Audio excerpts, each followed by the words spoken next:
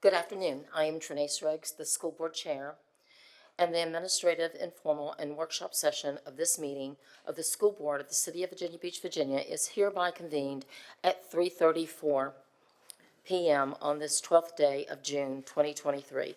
Members of the public will be able to observe the school board meeting through live streaming on schoolboard.vbschools.com/meetings/live. It's broadcast on VBTV Channel 47 and on Zoom. Thank you to those that have joined us in person and online. Madam Clerk, will you please announce those school board members in attendance? Thank you, Madam Chair. Present in the Holland Road Annex Einstein Lab are Chair Riggs, Vice Chair Weems, Ms. Anderson, Mr. Callen, Mr. Culpepper, Ms. Franklin, Ms. Martin, and Ms. Melnick. Thank you. I know that Ms.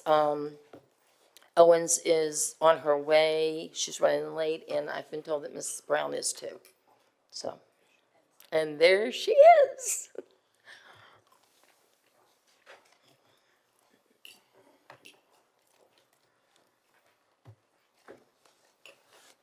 Okay.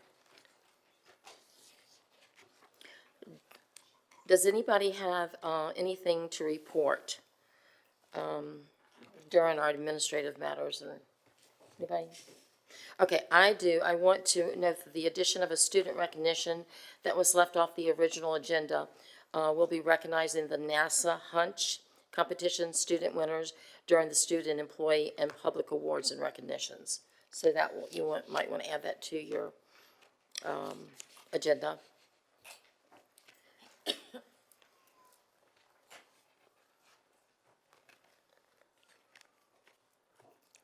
Anything else to anybody? Okay. I do want to say this, and I'll say it again, because you did get a revised this afternoon late, but the wording on the committees was not correct. We are not going to be recommending who's going to be on the committees. We are going to be discussing it, okay? So just to make sure that you guys know that that was resent out for the public, and I'll say that again tonight in the meeting.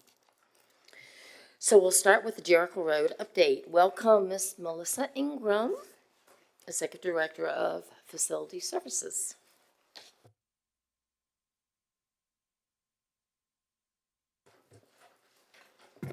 All right, good afternoon, Chair Riggs, Vice Chair Weems, members of the board, and Dr. Spence. My name is Melissa Ingram. I'm here with an update on Jericho Road. As a reminder, Jericho Road currently serves two of our schools, Pembroke Elementary School and Bayside sixth grade campus. As you know, we've often spoke about the CIP project, which is up and coming in the middle of planning process right now to replace Williams Elementary School with Bayside sixth grade campus on the Williams Elementary School site. That is CIP 1-028. As you can see on the exhibit in front of you, we have three parcels currently on Jericho Road. They're three separate GPINs.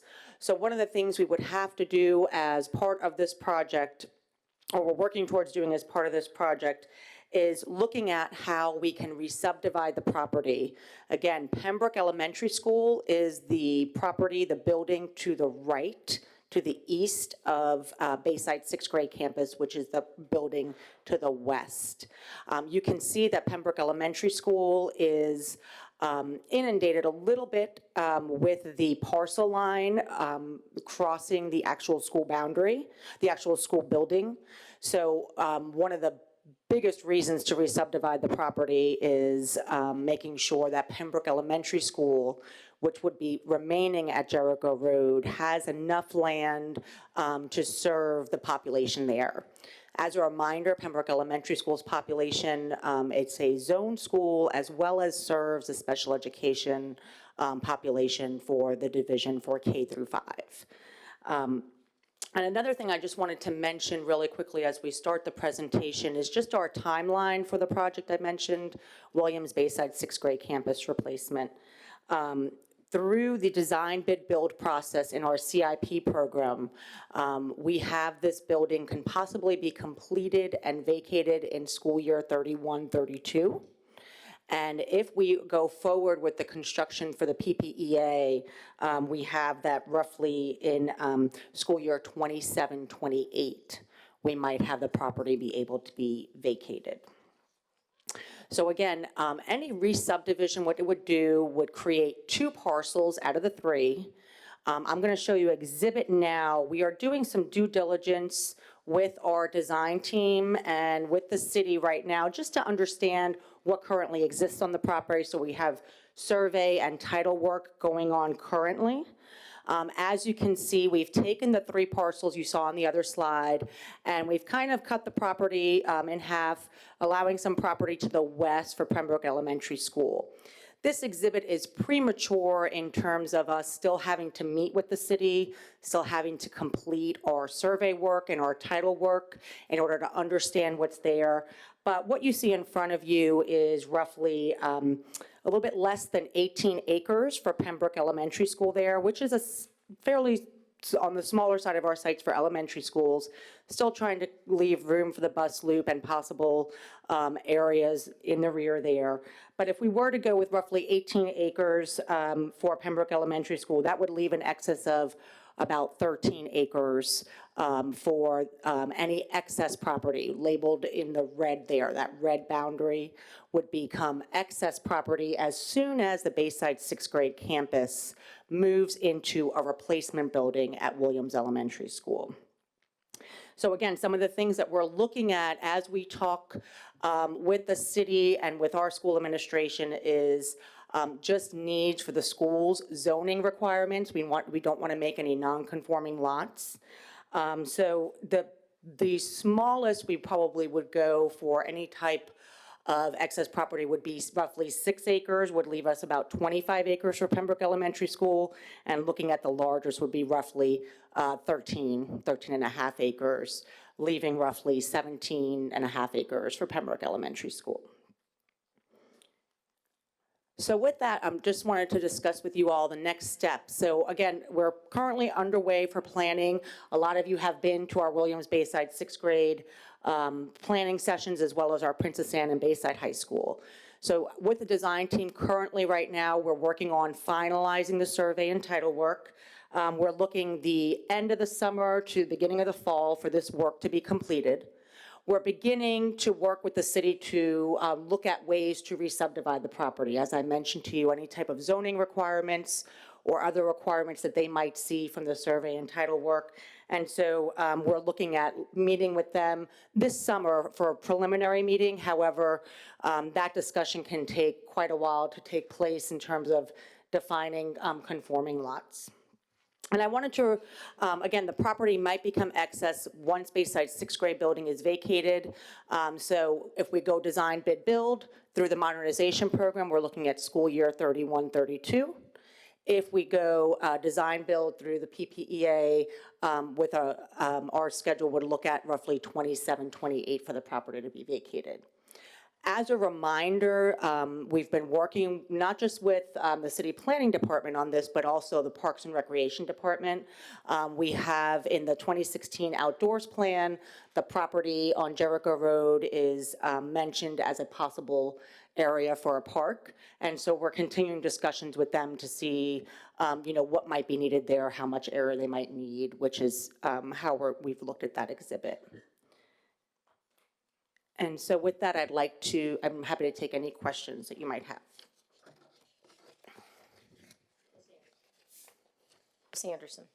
So are we looking, if that became a park, would we actually sell that property to the city itself? Yes, ma'am. So we've recently done an RFP with Laskin Road Annex where we've gone out and looked for solicitation. Before that, we sold the Adult Learning Center on Virginia Beach Boulevard to the city where there was no RFP involved. So it was we still have to appraise the property. That's another step that has to take place. Again, looking at the timeline, for when the property can become excess, we're looking anywhere from 4 to 8 years for now. So we do have the assessment of the property for city records. Once we re-subdivide, they'll reassess it considering the new parcel sizes. And then we can, as the property gets closer to becoming excess, can continue the conversations with the city. But again, both in our planning sessions, and then as part of staff work, we've been talking with both Parks and Recreation and the Planning Department regarding the property on Jericho Road. Thank you. Ms. Melnick? If you just back up one slide. Sure. Okay, so that elephant's trunk piece, are those woods? Yeah, so, and I'll go back one more, so you can see the separate G-pin. That's a third G-pin there. So you have, there's a pump station that the city owns right along Witch Duck Road. And it's really, it's more of wetlands, like the border of, that creek right there, right behind the property. Okay. There was, an old septic field, roughly 75 years ago that was on that third G-pin up there. Okay, so Yep. probably untouchable land that runs right behind those houses. Well, it's actually a little bit higher ground than the rest of the property as we're looking through it, but that is something else that we're doing with the design team and looking to see, what the soil analysis on there would be as well. Okay, thank you. Ms. Weems? Thank you. So, as my colleagues may know, we've been talking about this, and specifically, I've been talking about this area for years because I live very close to this area and was contacted years ago by the Aragona Civic League with concerns about what was going to happen to this land once our sixth grade campus was no longer needed.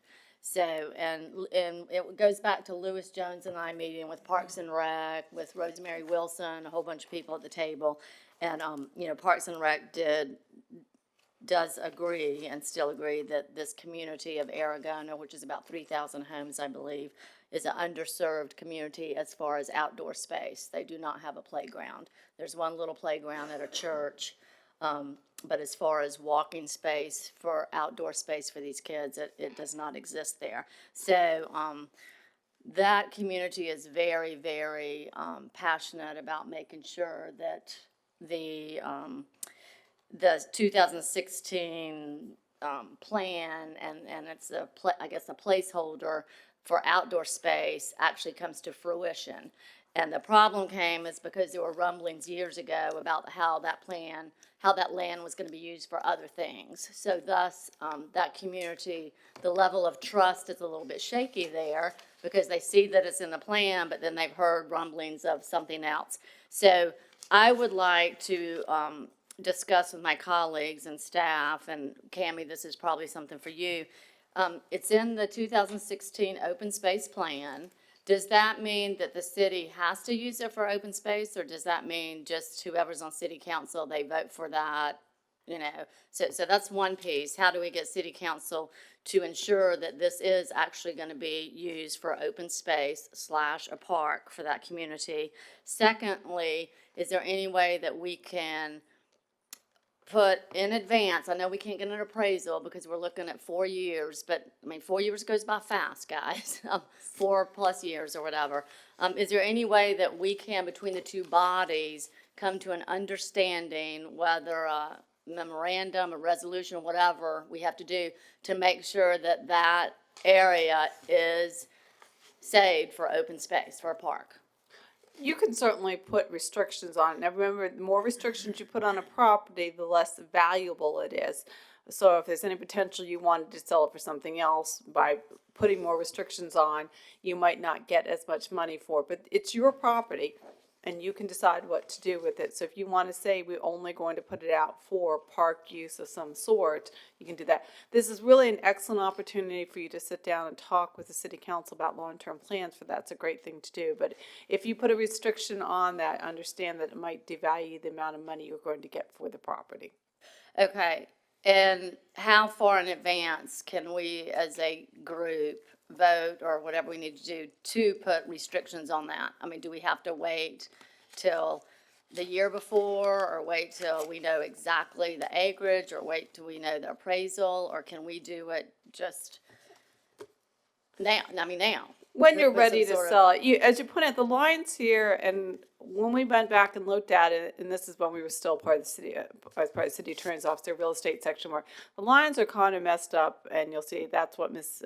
Ingham was talking about, the need to subdivide. And I guess over the years, they just figured it was all school property, and so they didn't worry so much the lines were overlapping. So we need to clean that up. In the process of cleaning that up, then you'll know what property you have, and then you can put restrictions on it when you go to sell it, when you appraise it. You have time, but Ms. Ingram, I'm not sure how long it's taking us currently to get appraisals and title, but I would probably at least a year or so ahead of time start working on that. But you don't need to put that restriction on until you're ready to sell or put an RFP out.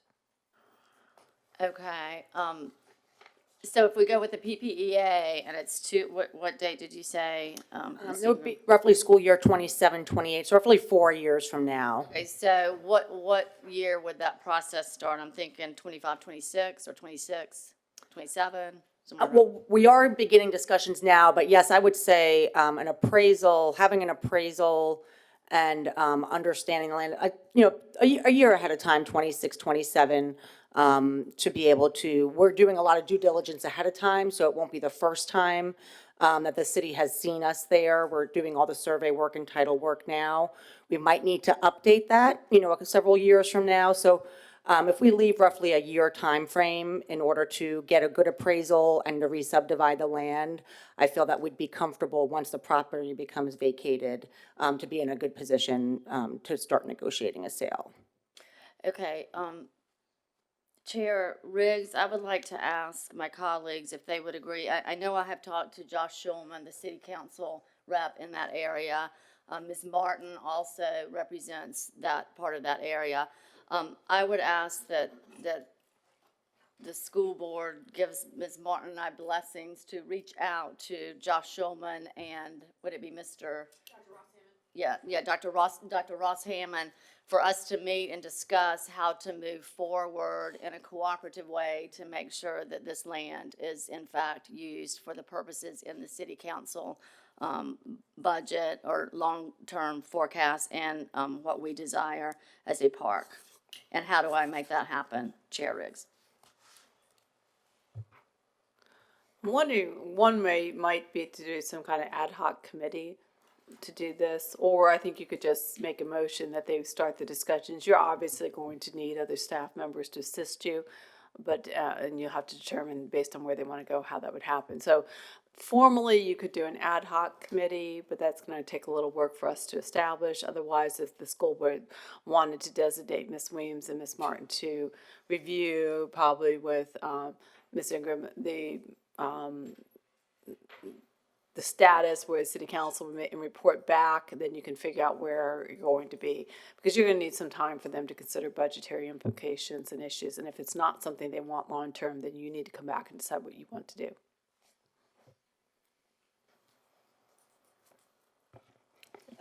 Ms. Martin? I would just recommend that maybe we loop in the DCR recreation planner, because in the Virginia Outdoors Plan, there's quite a bit of text about urban outdoor space. 63% of people surveyed want that. There's grant money behind the Virginia Outdoors Plan with the recreational trails program, so we'll want to make sure that we have some state folks at the table as we talk to the community as well. So I just want to make sure that if we do stand up committee, it does include some state folks. Okay, anybody else have any thoughts or ideas on this? So what are your consensus, people? Do you want to do an ad hoc? Do you want to give them our blessings to move forward? What do you want to do? Miss Anderson? I agree with Ms. Weems on this. I actually taught at Aragona when it was Aragona. And so I'm familiar with that area. And even then, back in the 80s, people were talking about, because the school was getting old then, people were talking about how they were looking forward to the time when that piece of property could be turned into a recreational area. So I agree that, and I think an ad hoc committee would be appropriate for, at this time, to start. So, Okay. Is everybody okay with the ad hoc committee? And then maybe we could reach out to the people you were talking about with, for state funds, yes. Ms. Wiggs, why don't we draft up something for the next school board meeting for you to approve? We'll come up with the name and I like some that. suggestions. That way you have a little bit more time to think about it. Yeah, And I then you think- can do it for your next meeting. Definitely. Okay, let's do that. Okay, I want to thank my colleagues for supporting that. Thank you.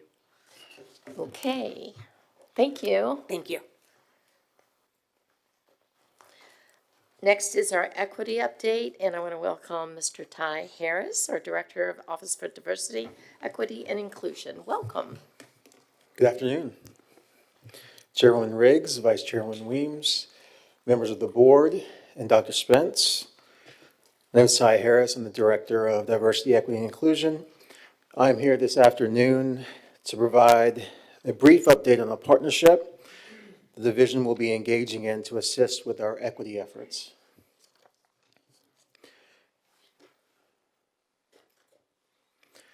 In this brief presentation, I will be sharing information about Hanover Research, including more about who they are, the services they provide, and the benefits that come from partnering with them, as well as the cost for transparency purposes. I will also discuss next steps. Hanover Research is a global research and analytics firm that provides high-quality custom research and support to clients in corporate, education, and healthcare sectors. Their core functions include primary research, secondary research, data analysis, and advising. They began as an organization back in 2003 and started to focus on K-12 education in 2008, which means they bring more than 15 years' experience to the partnership. More important, for our purposes, they have invested in developing resources on diversity, equity, and inclusion to support implementation efforts. Through this partnership, Hanover Research will be serving in an advisory role and will provide custom research and support for key portions of our equity plan, where a thought partner like Hanover can accelerate our efforts.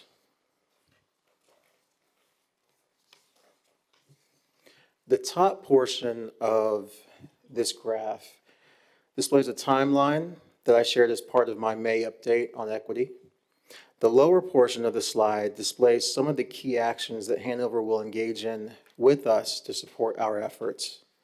Beginning this summer, I will work with our Hanover advisor, as well as representatives from the Office of Planning, Innovation, and Accountability, and the Department of Technology to develop the Equity Data Dashboard, with the target audience being our broader community. Hanover will also work with us to even deeper action planning with key central office staff to position us well for the upcoming school year. We anticipate having the data dashboard available by the fall, and it will be followed up with the development and use of data literacy tools to enhance and support school-level equity action planning. In the early part of the spring, we plan to leverage a DEI diagnostic tool available from Hanover to inform our strategic planning efforts. The tool helps to assess stakeholders' perceptions of equity, inclusion, and diversity, as well as priorities. We will work with Hanover to develop a process and tools for reviewing textbooks, teaching materials, and resources to support the creation of culturally responsive learning environments. There are a plethora of benefits with this partnership, starting with the public-facing data dashboard. Hanover has extensive expertise with dashboards. They've created quite a few, most notably in Arlington County in Northern Virginia.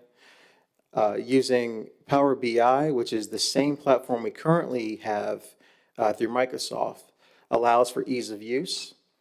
It's something we will be able to maintain on our end after the contract ends, and it will help us build our own capacity for establishing future dashboards. Other benefits include school-level action planning support, diagnostic data that we would otherwise have needed to gather to inform our work with the strategic action plan. And finally, a tool and process for identifying and reviewing the multicultural materials.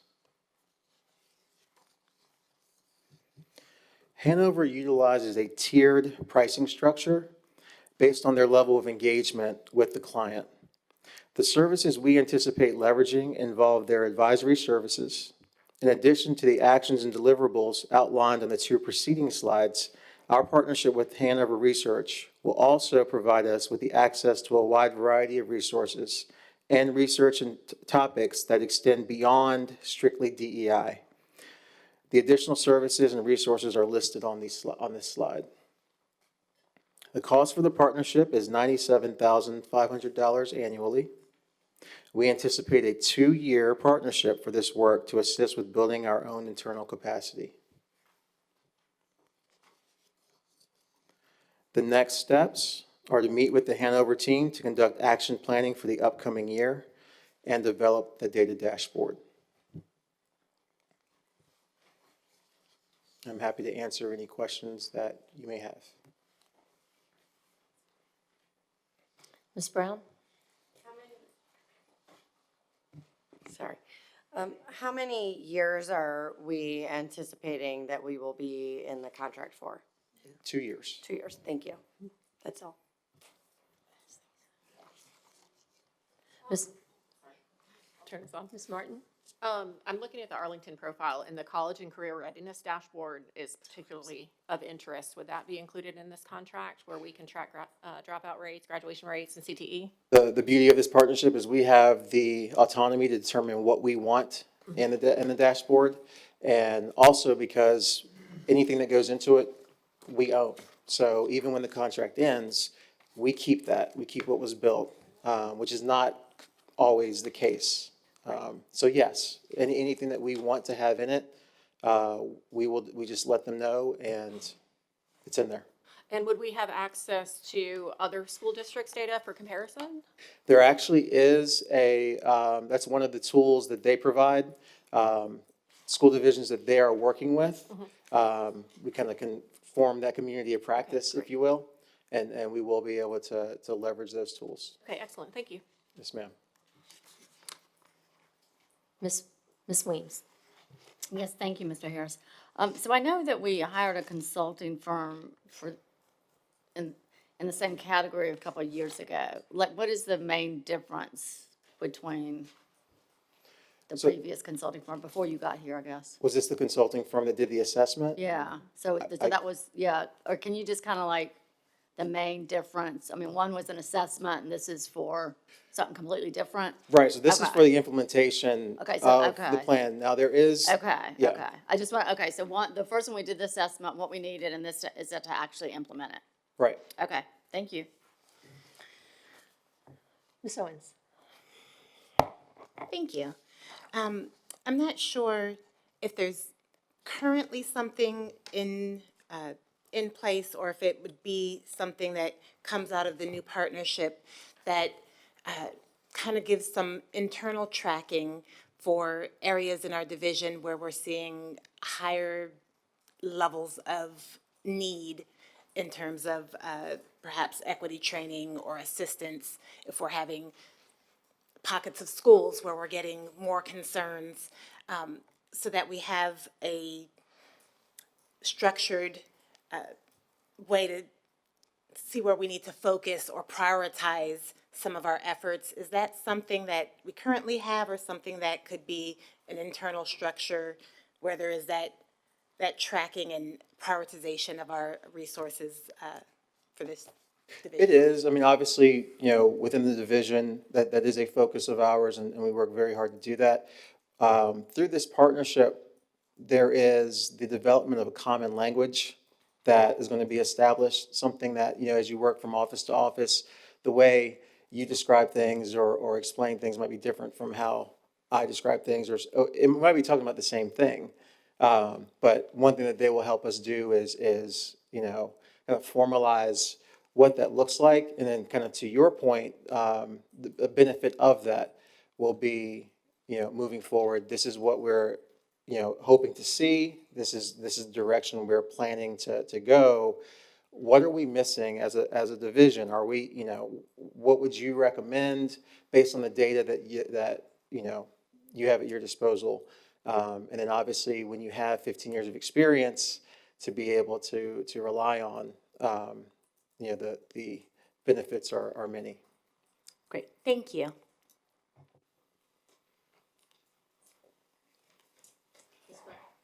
Ms. Franklin? Hey, Mr. Harris. So I am interested in finding out about the workbook for establishing school level action plans and how, are they going to create a plan that's going to be very specific to our division based on analytics from other schools around the nation? How do they really define the plan for us? Do you know yet or not? This is actually something that I'm really excited about because even in, as comprehensive as our plan is, you know, we weren't able to drill down to what that looks like at the school level. And obviously, we want individualized plans for our schools to make sure that our efforts are targeted and efficient. So the toolbox that they provide is just that. It's helping you look at the data down to the school level and identifying kind of what are some things that you really need to focus on.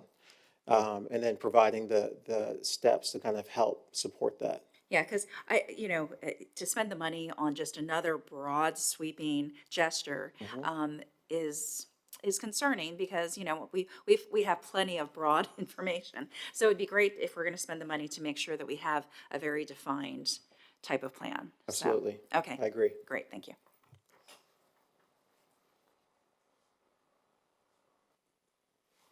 Is that it? Okay, thank you. Thank you.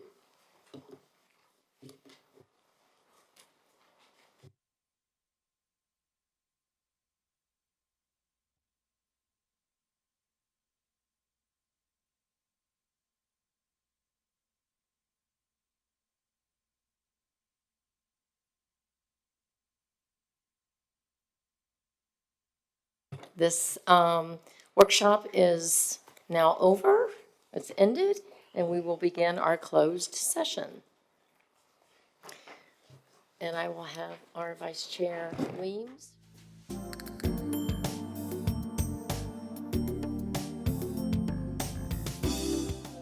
Closed session. No. Whereas the School Board of the City of Virginia Beach has convened a closed meeting on this day pursuant to an affirmative recorded vote and in accordance with the provisions of the Virginia Freedom of Information Act, and whereas Section 2.2-3712D of the Code of Virginia requires a certification by this school board that such closed meeting was conducted in conformity with Virginia law, now therefore be it resolved that the School Board of the City of Virginia Beach hereby certifies that to the best of each member's knowledge, only public business matters lawfully exempted from open meeting requirements by Virginia law were discussed in the closed meeting to which this certification applies, and only such public business matters as were identified in the motion by which the closed meeting was convened were heard, discussed, or considered. Did you move? No, you need a motion. So moved. Second. All right, now read the resolution, and then we vote. Read the resolution. All right, Now, resolution. now we need to vote on the certification of close. We have a, Oh, and then do the other. correct. I'm sorry. Okay. All those in favor? All those in favor, raise your hand. Madam Chair, we have 11 ayes for certification of closed. Now, you need to read the motion, and then we need a second, and we'll vote. I make the motion,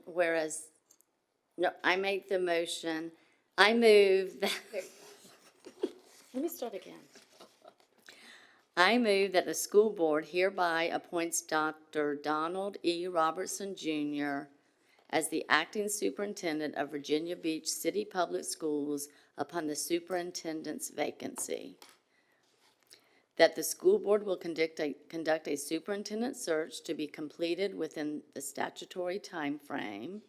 That the school board authorizes the chair and the school board attorney to negotiate contract terms with Dr. Robinson for his appointment as acting superintendent, subject to final approval by the school board, and that the school board authorizes the chair and the school board attorney to take other actions to have Dr. Robertson appointed as acting superintendent and to inform the Virginia Superintendent of Public Instruction and other agencies or individuals of the appointment. Do I have a second? Second.